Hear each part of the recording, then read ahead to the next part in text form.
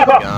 20 লাখ টাকা যখন যায় তোমার মনে থাকে না কিভাবে টাকা দেখেন কেমনে টাকা লইছ স্যার? স্যার ওর তো কোনো দোষ না স্যার। ও কিভাবে কাজ করা যায়? জি জি শুটিংয়ের ব্যাচ ধরে কাজ করে ফেলেছে। জি স্যার। দোষ আর না, সুযোগ সন্ধানীরা বিভিন্ন রকমের সুযোগ খুঁজতেছে। জি স্যার জি স্যার। আচ্ছা স্যার, দেশের যে পরিস্থিতি এ নিয়ে আপনি কিছু কথা বলেন স্যার। আসলে পরিস্থিতি নিয়ে কথা বলতে চাই। আমাদের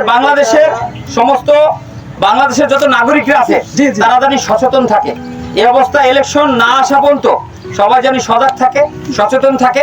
সচেতন নাগরিক তারা কখনো বিপদে পড়বে না, এরকম থাকা দরকার। ঠিক আছে না? জি জি। এজন্য আমরা আসুন সচেতন থাকি।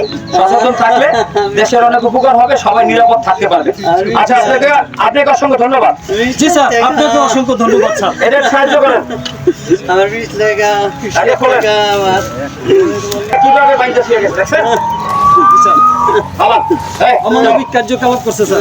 20 লাখ স্যার টাকা হ্যাঁ, গাড়িটা নিয়ে আসেন।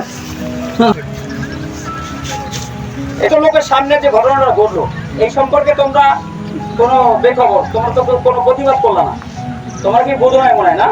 স্যার আমরা বুঝছি এটা শুটিং চলতে আছে। ও শুটিং করতে যেটা বলছো না, আসলে এদেরও দোষ না।